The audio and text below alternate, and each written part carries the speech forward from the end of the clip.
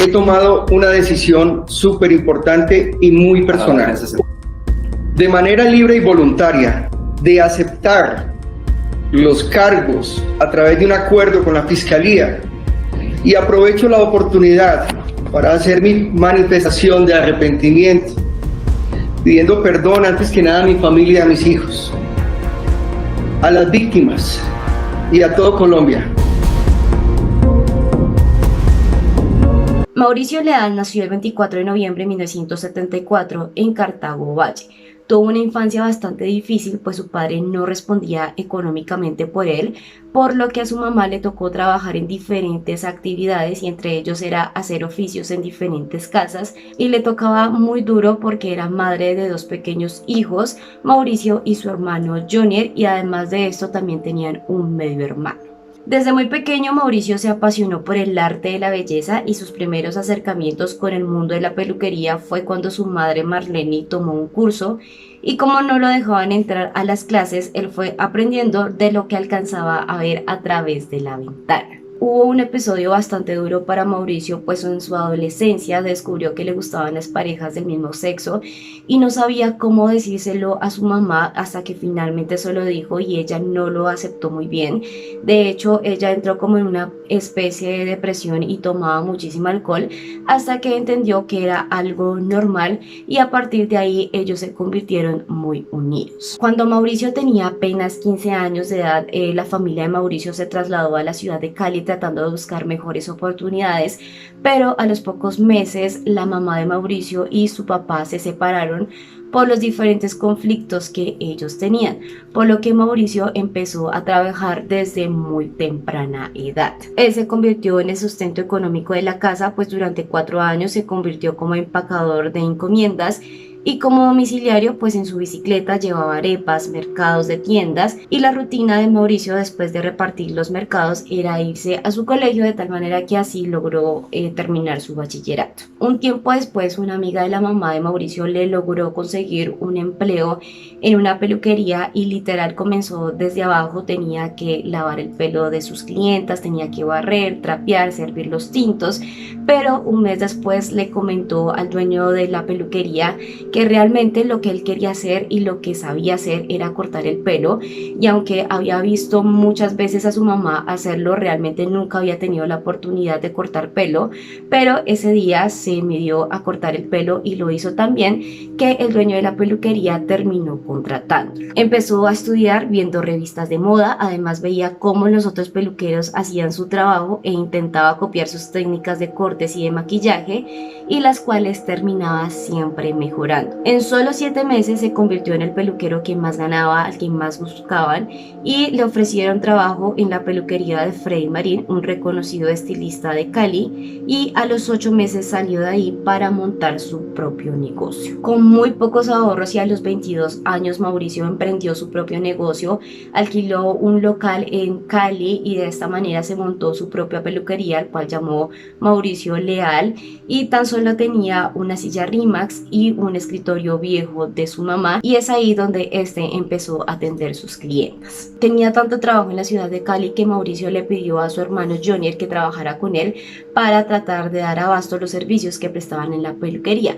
Sin embargo, Mauricio quería algo muchísimo más y decidió de nuevo emprender y viajar a la ciudad de Bogotá, es decir, a la capital de Colombia. De nuevo empezó a vivir en la casa de una amiga y estuvo 3 meses trabajando en la peluquería de Franklin Ramos, quien es un estilista muy reconocido en Colombia, y luego montó en Bogotá su primera peluquería. A los 8 meses buscó otro local y las actrices Andrea Serna y Carolina Cruz eran sus mayores clientas, quienes lo tenían como su peluquero y maquillador oficial, y así empezó siendo reconocido por personas de la farándula. En el 2003, cuando los hermanos Rodríguez Orejuela, líderes del cartel de Cali, fueron capturados por narcotráfico, Mauricio fue vinculado a la lista Clinton, ya que este quería abrir una peluquería en Miami y se asoció con una amiga, pero su amiga estaba involucrada con el hijo de uno de los hermanos Orejuela y por eso su figura de socio terminó en la lista de Clinton. Por eso sus cuentas bancarias fueron canceladas. Realmente Mauricio en ese momento estaba desesperado, estaba pasando por un mal momento, ya que él no podía recibir dinero por parte de las peluquerías, por lo que su mamá se convirtió en la receptora de todos los negocios provenientes de Mauricio, hasta que finalmente se probó su inocencia y pudo salir de esta lista negra. Y de esta manera Mauricio llevaba 27 años trabajando de manera interrumpida, tiempo en que amasó una enorme fortuna. Como el dinero ya no era un problema para Mauricio, él se dedicó a disfrutar todo su trabajo junto a su mamá. Ella acababa de superar un cáncer, por lo que Mauricio siempre trató de darle las mejores cosas. Mauricio se caracterizó por ser un hombre bastante empático, le gustaba ayudar a las personas y obviamente más a su familia, por lo que ayudó muchísimo a Jonier dándole trabajo y también a su medio hermano que se encontraba en la cárcel. Y para ese momento el padre de Mauricio ya había muerto hace unos meses. Para el 22 de noviembre del año 2021, el día en que sucedieron los hechos, al principio eran demasiado confusos, Mauricio le envió aparentemente un mensaje de texto a Jair. Jair era uno de sus mejores amigos, era un hombre de confianza y además también era su conductor, y Mauricio le envió un mensaje de texto que por favor no le enviara a la señora que iba a hacer aseo ese día a la casa, porque quería descansar un poco más. Era un mensaje bastante extraño, uno, porque Mauricio usualmente no enviaba mensajes de texto sino audios, y segundo, porque Mauricio ese día tenía muchísimas citas, tenía 3 citas importantes para cumplir, pues le iba a colocar extensiones a unas reinas, y además también tenía una cita para la firma de un contrato que Mauricio había perseguido durante muchísimo tiempo, pues uno de sus sueños era ser asesor de Miss Universe. Por lo que obviamente no era usual que Mauricio llegara tarde a sus citas y menos a una cita que tenía tanto significado para él.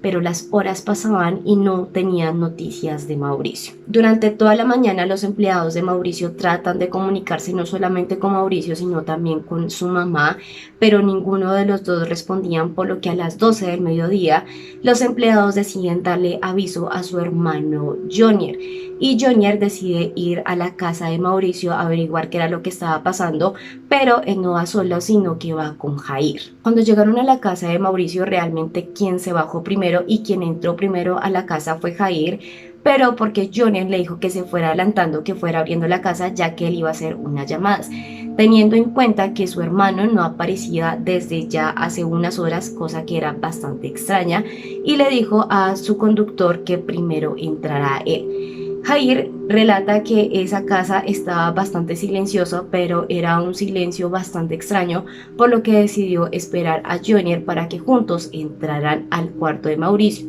Cuando llegan al cuarto de Mauricio, este estaba cerrado, por lo que era también algo bastante raro, y deciden entrar por la ventana del jardín, que era como de vidrio y que usualmente esta estaba cerrada. Pero justo ese día esta ventana estaba abierta, por lo que Jair pudo entrar fácilmente a la habitación y encuentra el cuerpo de Mauricio y de su mamá en la cama. Jair sale de inmediato de la habitación y le dice a Jonier que algo grave había sucedido, pues ellos dos estaban muertos. Los cuerpos fueron encontrados sobre la cama doble de la habitación. Las víctimas presentaban signos de violencia, con múltiples heridas con arma blanca, y en la escena encontraron múltiples pastillas.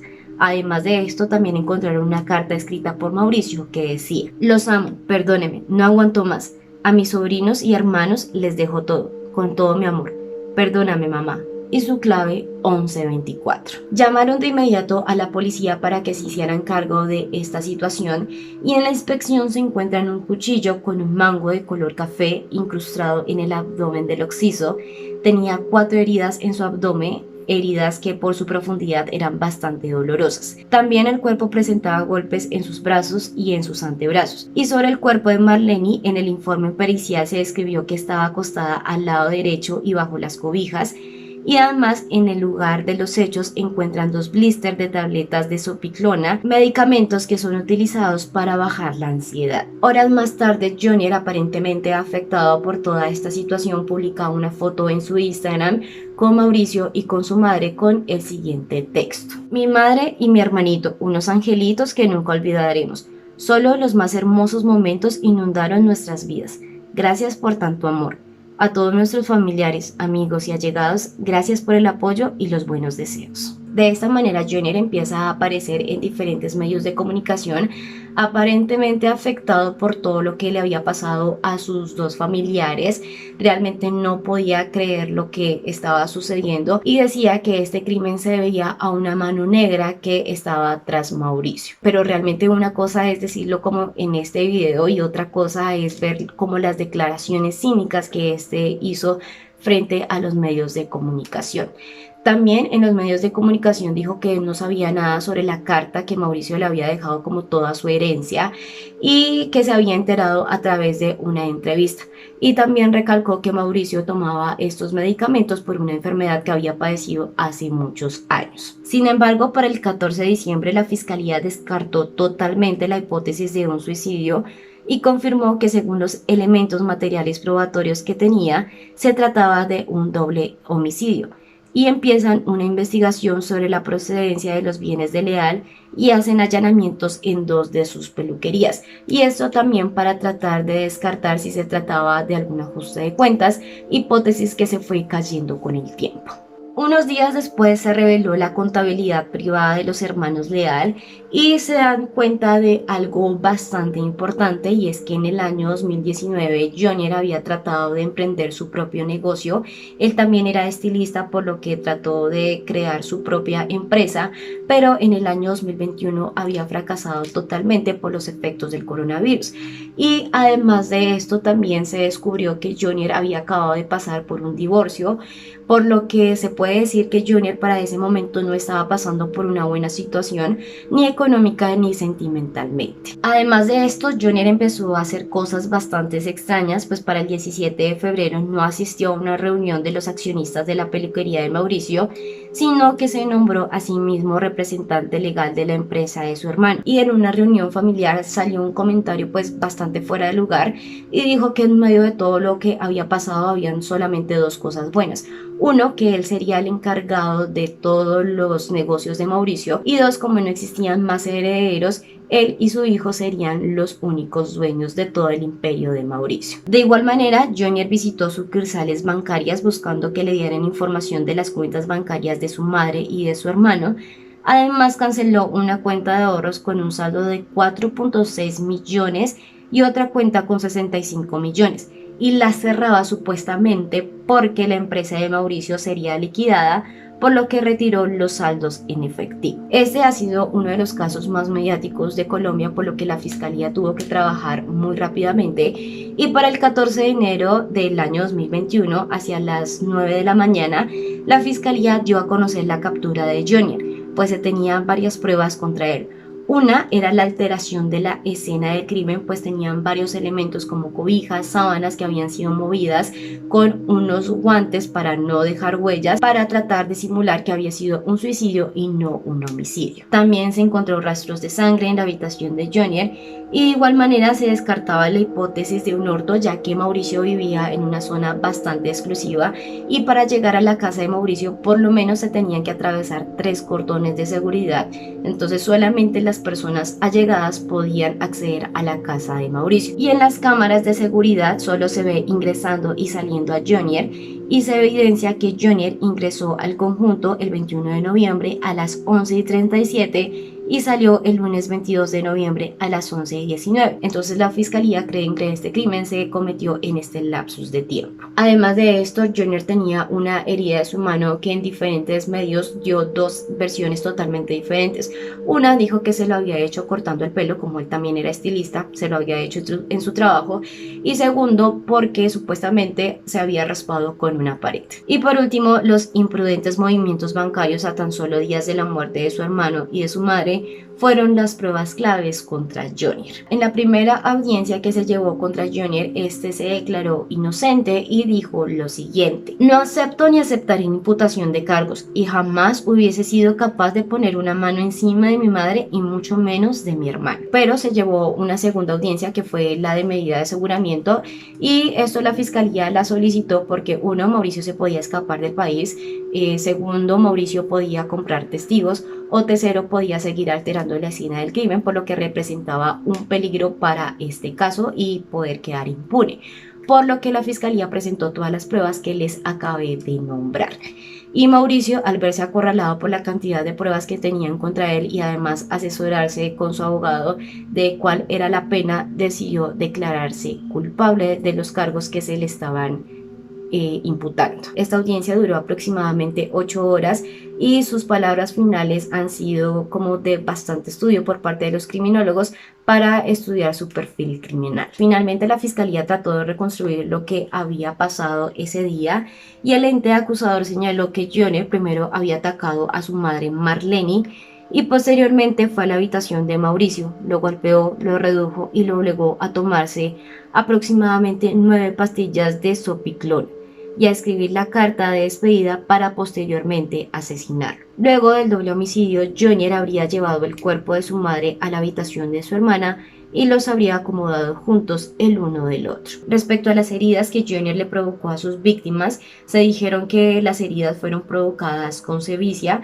por lo que demuestra que el agresor no solamente actuó con motivos económicos, sino también con un odio profundo, pues se llegó a decir muchas veces que la mamá de Mauricio tenía cierta preferencia por Mauricio, por lo que había provocado como ciertos celos entre los hermanos. Llegamos al final de este caso, que si bien tenemos el culpable y el posible móvil por el cual Junior cometió este crimen contra sus familiares, aún no se sabe la sentencia, entonces se tiene que esperar qué es lo que va a dictaminar el juez.